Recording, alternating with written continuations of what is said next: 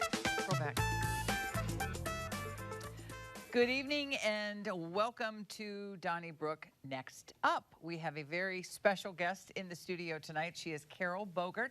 She is the former Deputy Executive Director at Human Rights Watch. Prior to that, she spent more than a decade as a foreign correspondent for Newsweek in China, Southeast Asia, and the Soviet Union. It is her current role that brings her to the Donnybrook table this evening. Bogert is the president of the Marshall Project. This is a nonpartisan, nonprofit news organization seeking to create a sense of urgency around the criminal justice system. They are considering establishing a newsroom here. Carroll, welcome to Donnybrook. Next up, it's wonderful to have you. Thank you for having me. Tell us a little bit more, set the table for us, if you will, with the Marshall Project and how long it has been in existence and what brings you to St. Louis. Well, thank you for asking. So we have been in existence since 2014. Frankly, it was the events in Ferguson that I think helped to bring attention to criminal justice issues for a lot of people who didn't realize how serious the problem was. That was part of, I think, what drove our founder, who was a former journalist himself, went into the financial industry, was able to make enough money to think about starting a new nonprofit.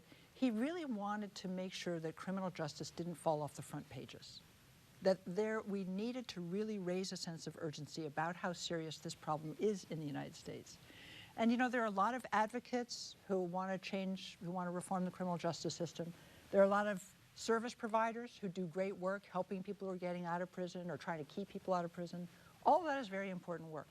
What there wasn't until the Marshall Project was a news organization that did nothing but report on criminal justice day in and day out. And really, this is the kind of journalism that is so hard. You are journalists and you understand, and I hope some of your viewers do too, that the kind of journalism that we need on criminal justice is the hardest and most expensive kind. The data analysis, the investigative work, the digging and digging for public records that sometimes take months to come back, if they ever do at all, from people in power. The sorts of really thoroughgoing investigative journalism that's very difficult to pay for. And the commercial media model, I don't have to tell you, is really under stress. Newspapers have lost thousands and thousands of jobs across the country. And really, the Marshall Project is one of the only places that can still do really consistent and thoroughgoing investigative journalism on this issue. And you know, that journalism has impact. I mean, people sometimes, you name and shame somebody on the front page of the paper, you know, sometimes they will really react to that. So we have many examples of our journalism actually prompting a change in policy or spurring an advocacy campaign or helping other media to cover criminal justice more actively. We've won the Pulitzer Prize 2 times. This is journalism really at the highest level of the profession. And I can say that because I'm not a journalist. I'm the president of the organization. And other people do the hard work. But honestly, we're trying to fill a void. We're trying to fill a void that so many newsrooms now struggle to fill, which is how can we get really strong information about this pressing issue of public importance? How can we really dig out sometimes the things that people in power don't want you to know? That's what we're trying to do. Who's the founder, by the way? The founder is a guy called Neil Barsky. He was a Wall Street Journal reporter. Okay. And then he went and he started his own hedge fund. Okay. And yeah, so he was the chair of our board for many years. He's now actually left the board, you know, because he started it several years ago. But a wonderful character. What would a newsroom in St. Louis look like? What would that be? Yeah, so we want to keep the newsroom here as trim as possible, really for budgetary reasons. We're a nonprofit. We have to raise all the money that we need in order to hire journalists here. So we're thinking it would be, you know, maybe 3 journalists, an editor. Very important, though, an outreach manager. What would that person do? So the Marshall Project has a bigger investment in incarcerated audiences than any media organization in the country. Nobody cares about people in prison and what they're reading or what journalism reaches them. And in fact, very little journalism reaches them. They can't afford to subscribe to newspapers or magazines inside. There's no internet in prison. They can't read Marshall Project work until we started a print edition. And we hoped our print edition, we might circulate it, maybe we'd be in 10 or 20 prisons. We're in 786 prisons across the country. Good. And we want to make sure that if we have a newsroom in St. Louis and in Missouri, we can get our print magazine into every prison and jail in this state and serve a population that deserves good journalism, because all people deserve good journalism. And our journalism, which is about the criminal justice system, is very relevant to people in prison because they're experiencing it. We know that you have based the Missouri newsroom, the St. Louis newsroom, on the newsroom that is currently underway in Cleveland. Yes. Can you elaborate a little bit on what's going on in Cleveland, and what does the day-to-day look like? I think we're having trouble just imagining. Yeah. So it's not about the daily story. It's not about being the St. Louis Post-Dispatch or St. Louis NPR and covering whatever happened in the city today. It's about that longer-term, deeper look. You know, investigative journalism sometimes takes months. That's why it's so expensive. So we went to Cleveland and we did the same kind of feasibility study that we've done in St. Louis. We looked at three things. How bad is the criminal justice system here? Are there high rates of incarceration, high rates of homicide, high rates of unsolved homicide, a number of indices of sort of criminal justice trouble? Then we looked at the media landscape. Is there stress in this media ecosystem? Is there a lack of investigative capacity? And is there the willingness from other media to co-publish with us? Because from the beginning, the Marshall Project has published all of our work together with other media. We've been on the front page of the New York Times many times, the Washington Post, and teeny little places like the Meridian Mississippi Star or the Baton Rouge Advocate, not so teeny actually.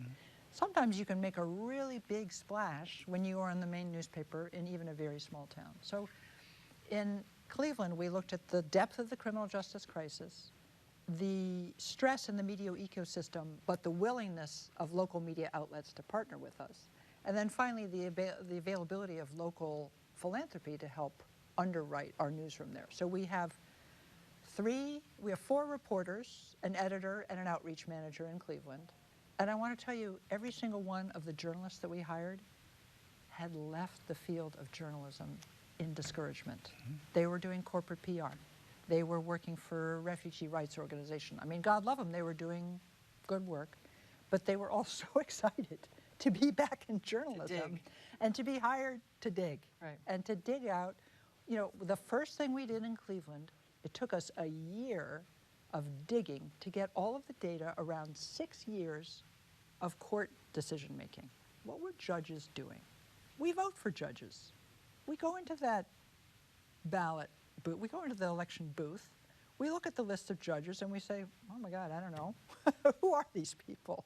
There's no data about what they do. What kind of sentences do they hand out? Do they give people bail? Is there a racial disparity in how they sentence? These were things that nobody in Cleveland knew about their own judges. We had judges say to us, you know, I have no idea how my sentencing stacks up against my colleagues.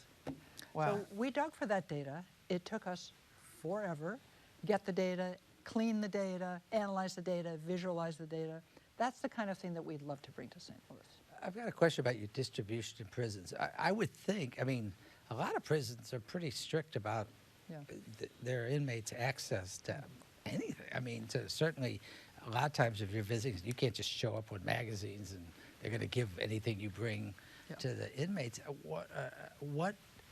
How, do you not have a lot of prisons that say no, we're not going to? And particularly if you're doing an investigation of the prison system, I would think you would get in a state like Missouri a fair amount of resistance. But am I right about? Or if you're in 700, obviously that's good. What kind of batting average do you have as far as actually getting prisons to go along with being a distribution outlet? For investigative work. And particularly when it might reflect Muckraking. It might, if they're figuring, God, you got to stir up our prisoners here. What is that? How hard is that? That's such a good question. So the person who started this whole effort for us, and we now have a video version as well as a print version because so many people in prison can't read.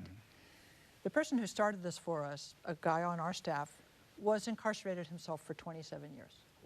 He went as a child, as a 17-year-old boy, and he came out at the age of 44.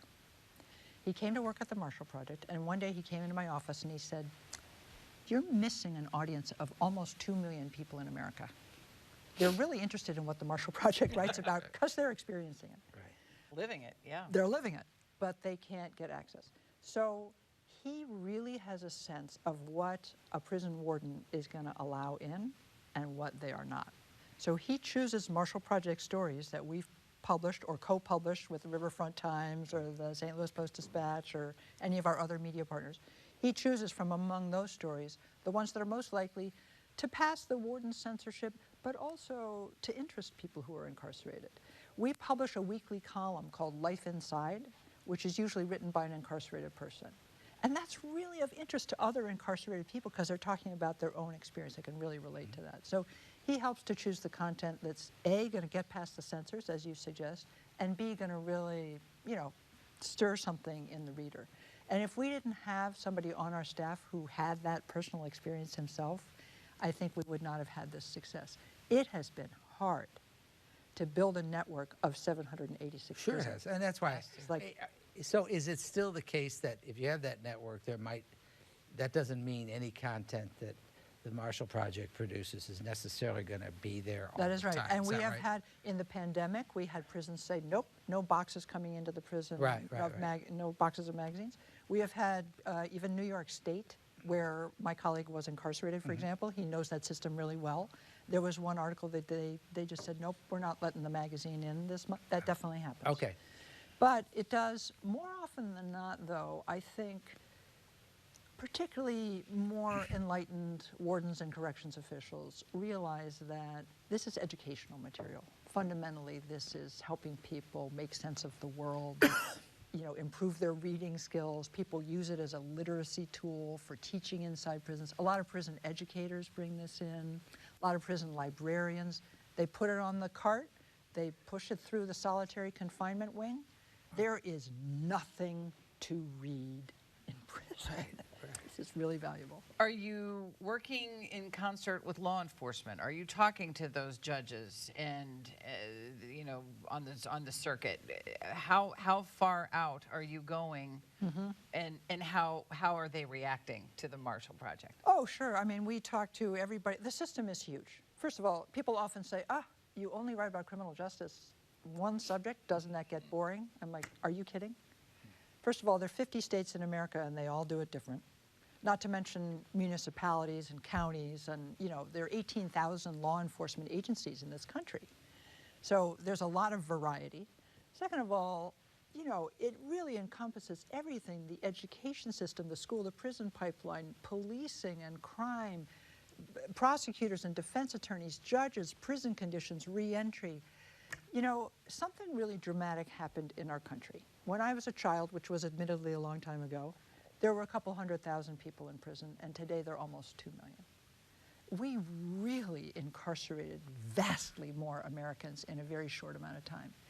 And part of it was so much resources flowing into criminal justice that might have one day been spent in welfare, education, health. Social justice. So all of these issues, housing, I mean, criminal justice touches on all of these other areas. The prison system is effectively the mental health system of the United States. We don't have another system where mentally ill people routinely go. They go to prison. So it's really a very diverse range of interlocutors. Sure, law enforcement, advocates, judges. We speak to a very wide range of Americans to produce our journalism. And we try to do it fairly. Look, criminal justice is contested. Every court case is two people standing up in court saying radically different things about what happened. Threading your way through that as a journalist, you know this, you're both journalists, is hard work. How to be fair to everybody in the system. We try hard. And let's pick up there. I'm sorry, Ray. No, you're fine. When it comes to journalism, advocacy, activism, journalism, when we were coming up, those were at odds. Where does the Marshall Project fit into that? Well, that's such a good question. It's so important that people understand that we are not advocates. And it's important, first of all, because we're journalists and we're proud of that. Right. But it's important also because we reach audience through those co-publishing arrangements. And if other media organizations thought we were advocates, we wouldn't be able to place our stories in their publications. They have to understand that we're journalists like them and that we follow the same set of ethics get multiple sources for any assertion, tell all sides of the story, all the things that we as journalists have been trained to do. It's really important that we follow. I've been an advocate. I've worked for Human Rights Watch. I know what advocacy is. This is not advocacy. But journalism propels change. And if we are taking any position at the Marshall Project, it is only one, which I hope is not controversial, which is the criminal justice system is a mess. It's a national disgrace. And it spews poison on everyone who touches it. It's not healthy. So how can we shine a light on it and look for a better way? How many newsrooms do you have now? Well, our national newsroom, we have about 70 people on staff, and we have people all over the country. Right. So When you say a newsroom in St. Louis, would that be that would be specifically for a St. Louis audience. And how did you decide on St. Louis or Missouri? I know, obviously, those of us in St. Louis don't want to necessarily, I mean, particularly even those of us who are very concerned about Ferguson and had Sure. Whatever passions about that. Is that still, what is it about St. Louis and Missouri that would make you want to have a full-time newsroom here? Yeah, so the feasibility studies that we conduct, looking at the criminal justice issues, the media landscape, and the philanthropy, we've been doing that in St. Louis. There's another somewhat ineffable part of it, though, Ray, which is possibility of change. There actually is a lot of positive activity around criminal justice in St. Louis and around Missouri. There's a lot happening. There's a lot of conversation. There are a lot of groups. There's interesting stuff happening in your county jail here. There is movement. There is a lot to write about, and there is a lot of possibility of people appreciating our journalism and actually using it. So that's also part of our calculation, that St. Louis seems like a place where the Marshall Project might be appreciated and used. And how many, if it were a newsroom here, you mentioned Cleveland, I mean, how many others are?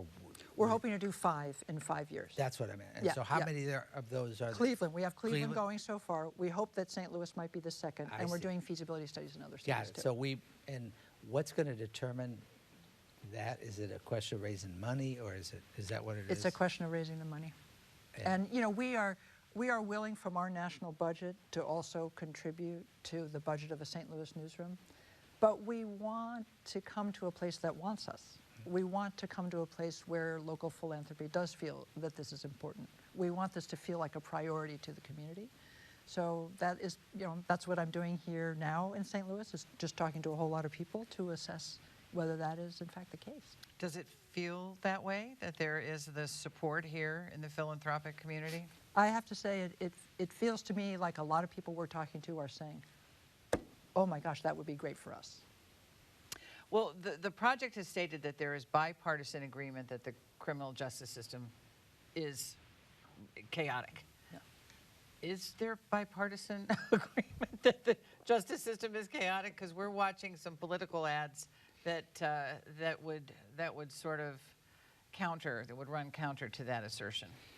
Well, I think it's worth pointing out that the first major criminal justice reform bill in decades was passed under Donald Trump and signed into law by Donald Trump with a lot of Republican support on Capitol Hill. It's certainly crime rates are being weaponized in this election, and that is a matter of concern. But I still know a lot of Republicans who think that the criminal justice system is a big government program that's failing and that we're wasting money on it. Yep. I know a lot of Republicans who think that people deserve second chances and that we're wrong to throw away people like human garbage and never let them have another chance. So there has been a pretty strong constituency. And America's very diverse. Yeah, I'll tell you one of my favorite Marshall Project stories. It was about the state of Idaho. Idaho has more robust funding for criminal defense lawyers, for indigent people, than a lot of blue states. It's a rock rib Republican state. The main character in our story was a lady who ran a gun store, big Second Amendment proponent, big proponent of criminal defense lawyers. Why should the little guy have to stand up in court against a big bad government lawyer without any help? That's wrong. So people can come to this issue from all kinds of directions. It really is, and when you look at how mass incarceration happened, you probably got to point your finger pretty strongly at Bill Clinton. who drove the 1994 crime bill that touched off a lot of incarceration. There's plenty of blame on both sides, and there's plenty of opportunity for solution on both sides. Who is your target when you, who are the kinds of philanthropists or whatever who fund this The Marshall Project? Yeah. You know, we really draw from a range of, just different kinds of people. Some people really are concerned about the state of media in our country, increasingly concerned, and about the polarization of media, about, sometimes we talk about the Marshall Project produces fact-based journalism, and when I first saw that in some of our copy, I said, take out fact-based, because that's redundant. Journalism is fact-based. But increasingly, that's not redundant. You have to differentiate yourself. As we're a journalism organization that actually is gathering and publishing facts. That's what we do. So there are a lot of people who are really concerned about that. And there's all kinds of research that shows that, towns that lose their newspaper become more polarized, more politically polarized. That local media are actually a stabilizing force in a community and something that people can, in some sense, sort of gather around. And when that disappears, that's really unhealthy. So we definitely have supporters who just care about media and they want independent media to exist, and that's what we are. We have a lot of people who care about the criminal justice system. They want the system to change. I'm sorry, I'll just, one more thing. No. They want the system to change, and they see that it takes a lot of things to make change happen. It takes advocates, it takes service providers, it takes people in power to make the right decisions. It takes journalism to shine a bright light on it. Well, and when you think about the number of journalists and the number of media outlets that have downsized, there are not a lot of people watching the chicken coop. It is really kind of frightening. I have to say, being in Cleveland, where the Plain Dealer, a once proud regional paper that won Pulitzer Prizes and did great work, it's what they call a zombie paper. It exists in name only. They moved everybody over to a .com called Cleveland.com, and there are actually no employees of the Cleveland Plain Dealer anymore. Wow. And you can feel it. So I talked about that story we did about the courts. You would not believe the shenanigans that the county court system got up to prevent to prevent us from scraping publicly available data. You can really feel when a government becomes unused to answering questions about itself. And that is dangerous. Power has to be interpolated and pressed. And when it's not, it gets lazy and abusive. Do you run into any competitive feelings from the local press where you are, where you're hiring, ideally you're going to be hiring talented journalists, and there's a dearth of those. Do you get resistance at all from a local daily newspaper, for example? The stories that we've published in Cleveland so far, we just got started, really this summer or early fall, we've published them all with sometimes 6 or 7 other media outlets. Okay. We really are bringing value to them. And I mentioned all the journalists we hired were people who had left the field of journalism anyway. I mean, one of our main investigative reporter in Cleveland, 2-time Pulitzer finalist, he was doing corporate PR and running a taco truck. This is not what should be. A guy of his talent needs to be filing Freedom of Information requests and bedeviling the city government of Cleveland. So we didn't take anybody away from anything. We feel we're really trying to bring value. The Marshall Project wants to create a sense of urgency around the criminal justice system. We have a sense of urgency around so many different things in this country, so many different areas of concern. Yeah. Do you see the Marshall Project extending beyond the realm of the criminal justice system? We do also cover immigration. It's kind of a parallel system of law enforcement, courts, and detention facilities. I think the Marshall Project is so identified with criminal justice that I'm reluctant to dilute our brand by taking on a lot of other issues. And again, the criminal justice is so large and so troubled that we have no shortage of work. Our name is a tribute to Thurgood Marshall, the first African-American Supreme Court justice, and somebody who was really a civil rights icon. and who also defended very strongly freedom of expression for people who were incarcerated, among his many other concerns as a Supreme Court justice. So we really are very, I think, identified with this issue. And just speaking personally, as somebody who worked on human rights issues in dozens of countries all over the planet in my previous job, the criminal justice system is the biggest human rights issue in the United States. And this is something that we really must address. We have about 30 seconds. Could you speak to our viewers directly about why this impacts them individually? The criminal justice system is something that affects every individual, whether you have been incarcerated or your family. You know, your community is not healthy when people are not at liberty to live their best lives. If you care about independent journalism, if you feel that it's important that the public be informed about this crucial area of public policy, I think the Marshall Project might be for you. Please go to themarshallproject.org. Take a look at our work. We don't take positions on the issues that we cover. We leave it to you to decide. Read for yourself and see what you think. It's been fascinating, Carroll. Thank you so much for being our guest tonight. Carroll Bogert, the president of the Marshall Project. Marshallproject.org? TheMarshallProject.org. TheMarshallProject.org. Thank you all very much for visiting with us tonight on Next Up. On behalf of Ray Hartmann and everyone here at 9 PBS, have a terrific weekend. We'll see you next week.